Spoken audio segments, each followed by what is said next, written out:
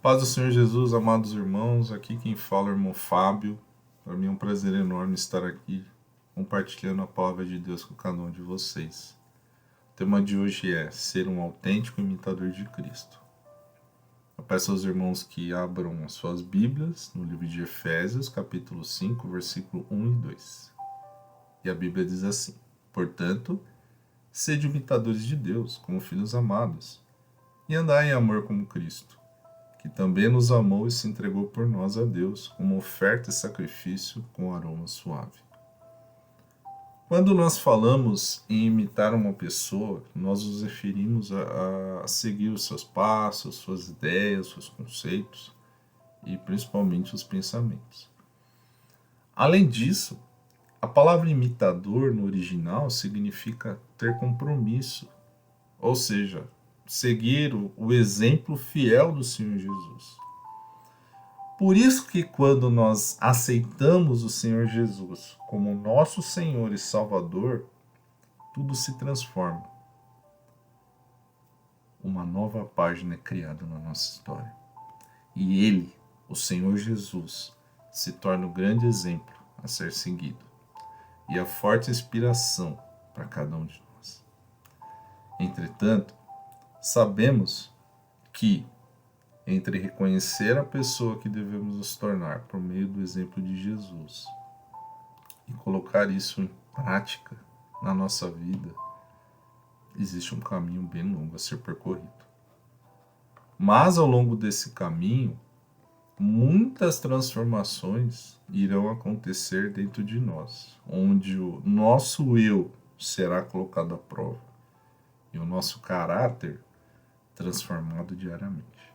Óbvio que tudo isso necessita de um esforço individual de cada um de nós para sermos aquilo que Deus planejou para cada um de nós. Ou seja, tudo depende do nosso primeiro passo. É algo que eu levo para a minha vida. Aquilo que Deus precisa fazer, Ele vai fazer. Mas aquilo que nós devemos fazer depende de nós tomarmos essa ação. Um exemplo bem interessante que fala exatamente daquilo que Deus deseja para a vida de cada pessoa seria o de José, filho de Jacó. Vejamos que ele foi vendido pelos irmãos, criado em uma cultura totalmente diferente da que vivia sua família, ou seja, ele foi criado no Egito, um país que adorava deuses pagãos. E ano após ano, dia após dia, Deus moldou o seu caráter, mesmo em meio às duras provações. A gente pode ver que na história de José, mesmo ele passando por tantas coisas, isso não foi motivo para que ele mudasse para pior. Pelo contrário, José permitiu com que Deus moldasse, lapidasse o coração dele e se tornasse aquilo que Deus desejava para ele. Obviamente que a vida de José foi uma vida de devoção a Deus, com muita fé. Vejamos um pouco das provações que José passou. Então vamos lá. Primeiro, ele foi lançado de um poço. Em Gênesis capítulo 37, versículo 24. Diz assim: arremessaram-se contra ele e o lançaram na cisterna. Era um poço vazio e sem água. Depois, ele foi vendido pelos próprios irmãos. Ainda em Gênesis 37, capítulo 28. Quando passaram os mercadores ismaelitas, eles retiraram José da cisterna. Venderam José aos ismaelitas por 20 peças de prata. E esses o levaram para o Egito. Primeiro, os irmãos pegam ele, jogam na cisterna e depois o vendem. Imagina a cabeça de José. Depois disso, tornou-se escravo de Potifar, oficial da guarda do palácio. Em Gênesis capítulo 39, versículo 1, encontramos esse relato. Imagina só, de novo, ele vai de encontro aos irmãos a pedido de seu pai Jacó. Os seus irmãos o pegam, jogam no poço, na cisterna, depois o vendem. E ali, depois de passar já essas duas decepções, ele se torna escravo. Um menino que até pouco tempo era livre. E agora ele tem a sua liberdade retirada, ele vira um escravo. Ele foi tentado pela mulher de Potifar por diversas vezes, mas não sucumbiu ao pecado, se manteve fiel. E foi condenado por um crime que não havia cometido. E lançado na prisão injustamente. E mesmo passando por essas duras provações, algo que ficou nítido é que José jamais perdeu a sua identidade. E tudo o que fazia, Deus abençoava. Imagine, meus irmãos, que mesmo diante de um cenário totalmente contrário àquilo que ele imaginava, sofrendo, passando duras provações, José jamais virou as costas para o Senhor. Pelo contrário, continuava firme, acreditando que Deus tinha o melhor para ele. E Deus o abençoava. Gênesis capítulo 39, versículo 1 diz assim: Ora, Yahvé, o Senhor, estava com José, que em tudo teve êxito. No versículo 3, o Senhor egípcio percebeu que o Senhor Deus amparava José e o abençoava em tudo que realizava. Imagina, tudo que José colocava a mão prosperava. Tudo. Se José cuidasse de um jardim do Potifar, aquele jardim florescia. Se José cuidava da casa de Potifar, das coisas de Potifar, as coisas fluíam. Esse é o nosso Deus. E o mesmo Deus de José, que é o nosso Deus, pode fazer isso com você, comigo. Porque eu acredito, meus irmãos, que onde colocamos os nossos pés e as nossas mãos, nós somos abençoados. Aleluia. Em Gênesis capítulo 39, do versículo 21 e 23, diz assim: Contudo, Yahvé, o Senhor, assistiu a José e estendeu sobre ele a sua bondade e poder, e o fez encontrar graça aos olhos do carcereiro, chefe. Ou seja, ele foi jogado na prisão injustamente e na prisão Deus abençoou José. Quer dizer, Deus mudou o cenário. Ao invés de um cenário de tristeza, de dor, Deus favoreceu a vida de José e fez com que o carcereiro olhasse com outros olhos para José. Então, irmãos, no momento certo, José tornou-se aquilo que Deus desejava para ele. É por isso que a Bíblia diz, irmãos, que tudo há um tempo. Há tempo para todas as coisas. Não tenha pressa, espere o tempo de Deus. E José tornou-se governador do Egito, abaixo apenas do faraó. E além disso, mesmo diante de tudo o que seus irmãos fizeram, ele superou tudo com a ajuda de Deus, que moldou o seu caráter, perdoando os seus irmãos e trazendo toda a sua família para junto de si. José seguiu fiel, irmãos, em tudo com Deus. Um grande exemplo de fidelidade para com Deus. Por isso, eu gostaria de compartilhar algumas lições que o Senhor Jesus nos ensina para uma transformação real e nos tornarmos um verdadeiro discípulo, um verdadeiro imitador de Cristo. A primeira lição que Deus nos ensina é desejá-lo, ser faminto por ele. Em Mateus capítulo 16, versículos 24 e 25 diz assim: Se alguém deseja seguir-me, negue-se a si mesmo, tome a sua cruz e me acompanhe. Porquanto, quem quiser salvar a sua vida, a perderá. Mas quem perder a sua vida por minha causa, encontrará a verdadeira vida. Jesus nos ensina uma chave que existe na palavra de Deus, que é a palavra desejar. Quando você e eu desejamos algo dentro de nós, seja o que for, geramos um sentimento tão forte que o nosso coração fica direcionado, ou seja, propenso para aquilo que tanto desejamos. Então, significa que quando eu desejo Jesus, o meu coração se volta totalmente para Ele. Eu me ligo a Ele, me conecto a Ele, eu respiro Ele. Então, cumpre-se o que o Senhor Jesus diz em Apocalipse 3:20. Eis que estou à porta e bato, se alguém ouvir a minha voz, abrir a porta, entrarei em sua casa e cearei com ele e ele contigo. A segunda lição, nos tornamos um com ele. Em João capítulo 17, versículos 20 e 21 diz assim: Não oro somente por esses discípulos, mas igualmente por aqueles que vierem a crer em mim, por intermédio da mensagem deles, para que todos sejam um, Pai, como tu estás em mim e eu em ti, e eles também estejam em nós, para que o mundo creia que tu me enviastes.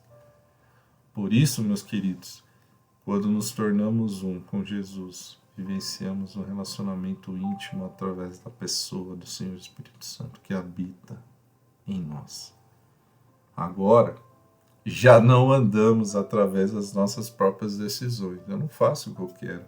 Pelo contrário, se nós entregamos a nossa vida a Ele, ou seja, ela não mais nos pertence. Mesmo tendo o livre-arbítrio, nós nos tornamos cidadãos do reino e servimos a Ele. Toda e qualquer decisão, Ele, a pessoa do Senhor Espírito Santo, precisa ser ouvido. E além disso, devemos seguir a sua soberana vontade. Um exemplo bem prático disso, meus irmãos, é tudo que você fizer, pergunte ao Espírito Santo de Deus. Pergunte ao Senhor Espírito Santo. Faça isso e você vai ver como as coisas na sua vida, nas suas vidas vão mudar. Porque a gente passa a colocar, né, colocar o Senhor na nossa vida, Ele, pedindo a Ele a decisão correta. Quando a gente toma uma decisão por nós mesmos, 99% que a gente vai errar. 100% de chance que a gente vai errar, mas quando a gente toma uma decisão com base naquilo que o Senhor diz para nós, é diferente. O resultado é 100% de chance de vitória. Amém, meus queridos? O Senhor Jesus é o grande exemplo de uma pessoa que cumpria a vontade do Pai. João capítulo 5, versículo 10. Se obedecerdes aos meus mandamentos, permanecereis no meu amor, exatamente como eu tenho obedecido às ordens do meu Pai, e eu permaneço em seu amor. Por isso, meus queridos, permaneça em Deus. Faça a vontade dele, pergunte a ele. Não tome decisões sem que o Espírito de Deus te aconselhe. A terceira lição. Um verdadeiro discípulo deve produzir bons frutos. Mas afinal, o que seria produzir bons frutos no reino? Quando comemos uma fruta e ela está doce, logo de cara nós a classificamos como uma fruta excelente, com um sabor maravilhoso. Então aquela fruta é considerada por nós uma boa fruta. No reino, os frutos referem-se às atitudes de cada cristão, seja ela qual for.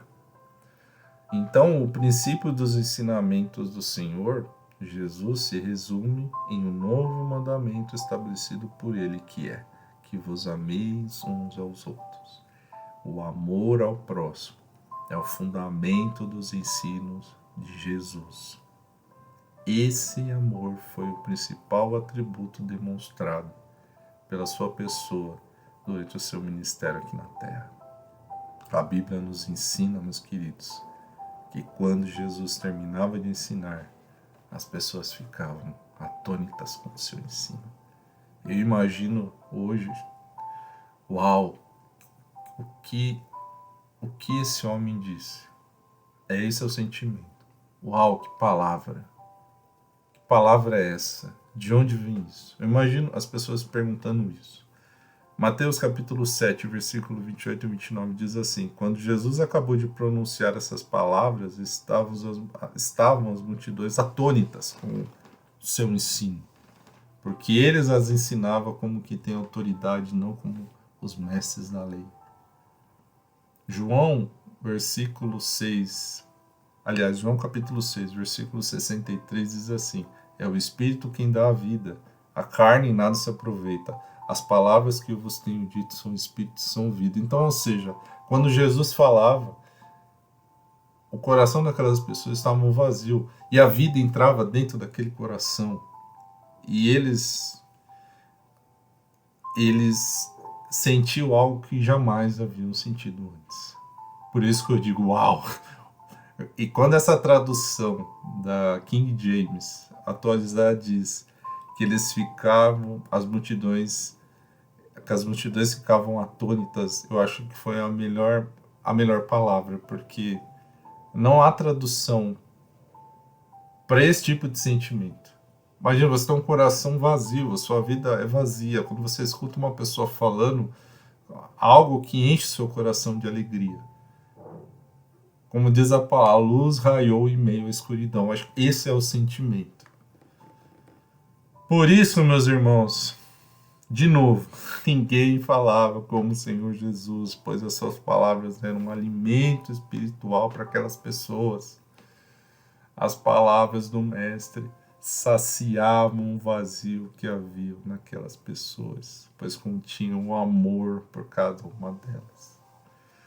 E essas palavras que saciam o nosso coração, que muitas vezes nos deixamos nos levar por tantas situações ruins, mas quando ouvimos uma palavra, ouvimos a voz do Senhor, aquilo sacia o nosso coração vazio e enche de alegria, uma alegria que só vem do trono de Deus.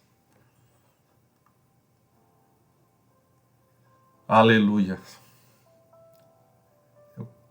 Eu posso sentir a presença de Deus, irmãos. Eu posso sentir a presença dele. Aleluia! O objetivo do Senhor Jesus, meus irmãos, era resgatar a todos que estavam presos por meio do pecado, opressão maligna ou por enfermidades, dando-lhes a cura e mostrando o caminho de uma nova vida. Ele não fazia qualquer tipo de indiferença, mas sempre tinha um olhar de afeto, uma palavra de amor. E Jesus ainda tem esse olhar de afeto e uma palavra de amor para cada um de nós.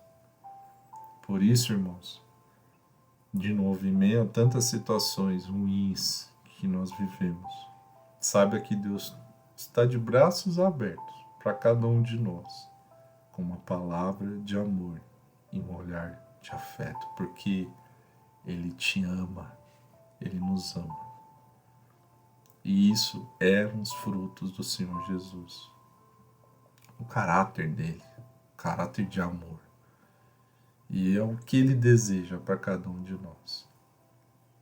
Talvez muitas pessoas entendam que produzir frutos limita-se apenas a ganhar almas para o reino, mas não é apenas isso. Ganhar almas foi uma missão designada a cada um de nós. Nós podemos ver essa missão em Marcos capítulo 16, versículo 15, Mateus 28, versículo 19. Ide ao mundo, pregar o evangelho a toda criatura. Mas a verdade é que dar bons frutos é seguir o exemplo de Jesus. Esse é o verdadeiro exemplo. Isso de fato é dar bons frutos, seguir o exemplo de Cristo, imitar a Ele. João capítulo 15, versículo 16, não fosseis vós que me escolhesseis, ao contrário, eu vos escolhi a vós e vos designei para irdes e dardes fruto. E fruto que permaneça, sendo assim, seja o que for que perdides pedirdes ao meu Pai em meu nome, ele o concederá a vós. Entendo e compreendo as pessoas, tendo sempre uma palavra de ânimo, um olhar de afeto por aquele menos favorecido, sempre desejando bem, se alegrar com os que que estão alegres, chorar com os que estão chorando e fazer a diferença como luz e meio a uma escuridão. Esse é o nosso papel, meus irmãos.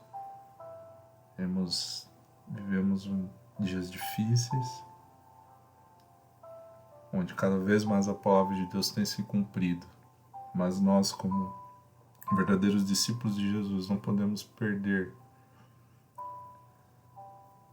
não podemos esquecer que nós somos os verdadeiros imitadores de Cristo e temos que ser como Cristo, entendendo, compreendendo cada pessoa, tendo uma palavra de ânimo, tendo um olhar de afeto, principalmente aos menos favorecidos e também, irmãos, aqueles que muitas vezes têm uma boa vida, uma vida de conforto, mas que todo bem material não é suficiente para preencher o coração. E essas pessoas também precisam de ajuda. Não é pelo fato da pessoa ter muitos bens que a vida dela é boa. Pelo contrário. Ela pode ter muitas coisas, mas o coração está vazio, porque falta Cristo na vida dela. Por isso que eu digo que Jesus estará de braços abertos para todas as pessoas, para cada um de nós, independente de classe social, independente de qualquer coisa. Deus está de braços abertos, porque Ele quer olhar com você, nos seus olhos, com aquele olhar de afeto, e abraçar você, encher seu coração de amor. Aleluia. Louvado e exaltado seja o teu santo e eterno nome. Por isso, meus irmãos, produzir bons frutos é o resultado final daquilo que foi aprendido e colocado em prática, gerando frutificação dentro do contexto em que vivemos, ou seja, dentro do ambiente que você está. No entanto, o Senhor Jesus diz que nenhum ramo pode produzir fruto por si mesmo se não estiver ligado à videira, ou seja, nós não podemos dar fruto por nós mesmos se não estivermos unidos ao Senhor. João capítulo 15, versículo 4. Vós igualmente não pode produzir fruto nenhum, meus irmãos, nenhum ramo pode produzir fruto por si mesmo, se não estiver ligado à videira. Vós igualmente não podeis dar frutos por vós mesmos, se não permanecerdes unidos a mim. Lembre-se, nenhum discípulo pode produzir bons frutos sem estar unido ao seu mestre, ou seja, sem o Senhor Espírito Santo em nossas vidas, não se pode fazer obra alguma. João capítulo 15, versículo 5. A sua videira verdadeira, vós sois os ramos. Aquele que permanece em mim e eu nele, esse dará muito fruto, pois sem mim nada podeis realizar obra alguma.